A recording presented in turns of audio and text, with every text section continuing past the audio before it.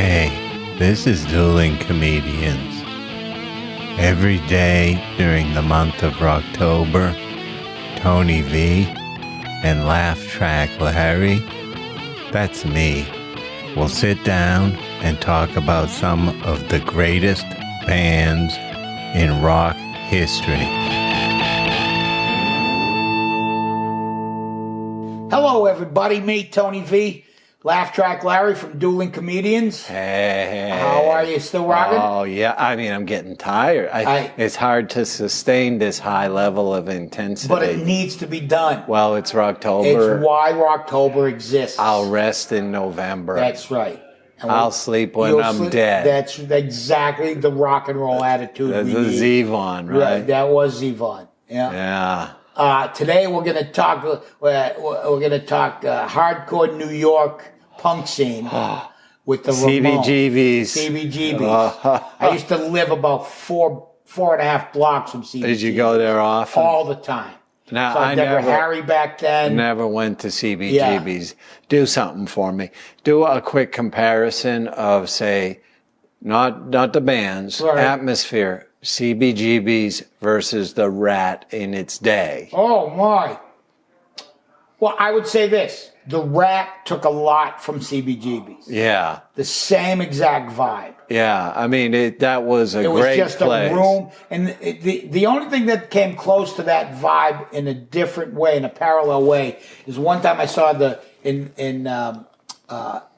New Orleans. I went to Preservation Hall to hear some real New Orleans jazzy kind of music and everything. And it was the same vibe. It's just a room with like a stage ostensibly, but 2 feet off the ground made of plywood, and people just pour their heart and soul out on it. Yeah. And that's what happened at CBGB's and the Rat. And the Rat was never the same after they redid the bathrooms. Yeah, it's got to be disgusting. No. It's got to be hard. You gotta go, do I really have to take a dump this badly? Yeah. Yeah. And even as you're enjoying yourself, you feel as though there's always the potential for violence in the air. Yeah, it could break out. And just because, of mosh pits or whatever was happening, something I don't know. could be shoved or whatever. And that's the spirit that the Ramones had. Yeah. They were leather jackets,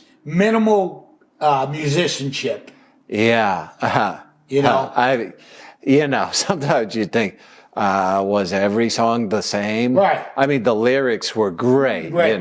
Rock away, rock and roll, high school. Right. I want to be sedated. I Want to Be Sedated is one of my favorite songs of all time. Oh, the KKK took my baby away. Right. That heart-wrenching, Tony. Heart-wrenching. Right. What was the skinhead one? Yeah. Take a skinhead bowling. That was one of theirs. I mean, it's just everything you want to say with the a minimal of a lot of integrity, but a minimal of musicianship. In some regards, the Ramones were like Ernest Hemingway. Right.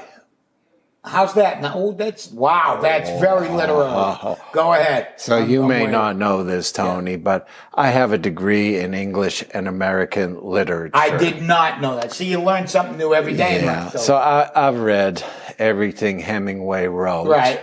And one of my professors once said something. He said, Hemingway is one of those authors where when you read it, on the surface, it's so simple that anybody thinks they could do that. Right. But it couldn't be further from the truth. Right. Than when you think about what he's actually saying. Yeah. Right. And I think the Ramones on the surface, it looks very simple. What a couple chords and, some chanting. But nobody was like the Ramones. No, and they actually had deep thoughts and deep meaning about pop culture. Listen, I don't want to shit on the Sex Pistols. Well, yeah, I kind of do. You sort of do. They really did not have the talent that the Ramones did, or the depth of the Ramones. No. I mean, they were more of the right people at that point in time to drive the punk culture in the UK. Right. They were a specific dot in that time. They were somewhat of a fabrication. Right. I think the Ramones hardcore were monkeys. real. Right. They just weren't really brothers. Or, you know. No. Integrity. Because on many occasions, and I read this in a book about them, they tried to get Johnny Ramone to leave the band because they just wanted his vocals. And he said, "You don't need these guys.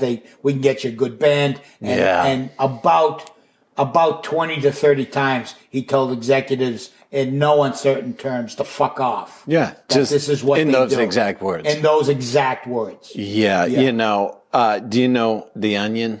I do know The Onion. Yes. That satirical online magazine, yes. May have been one of the funniest headlines of all times. And The Onion was one of those where the headline was everything. You go in and start to read it, and you wish you hadn't read it. The joke's been done, right. Yeah, and this was after one of them died. They're always dying. I think they might all be gone now. But after one died, The Onion headline the next day was, Ramones reunion almost complete. That's good. So I imagine they're playing together in heaven now. Yeah, I'm sure they are. Trash and harps and whatever. Yeah, I had the great pleasure of working with them several times. Oh, nice. Yeah, I did an outdoor concert with them up at Syracuse. On the football field. Is that where those orange people are? The Orange Men, yeah. And it was like their big thing. We throwing T-shirts and it's like August, and they still got the leather on, and it was like the weirdest conglomeration of people. It was like the Ramones, Sugar Hill, and some rap group. And it was, because it was a transitional time. Yeah, and I had to MC this thing. Let's try to attract everybody. Right. Let's appeal to everybody. And you had to broker and I had to somehow. broker the deal and keep 30,000 kids, how many in the thousands, keep them sort of engaged while we're changing sets. So I have nothing but the utmost respect for Ramones. Love them. And love them. And people aren't familiar. They need to. Yeah. Before the month expires. Yeah. Listen to the Ramones. Yeah. If there was a rock and roll primer, everything you need to know about rock and roll, they would be on the first 2 pages. Absolutely. Yeah. Keep rocking, everybody, and we'll do the same.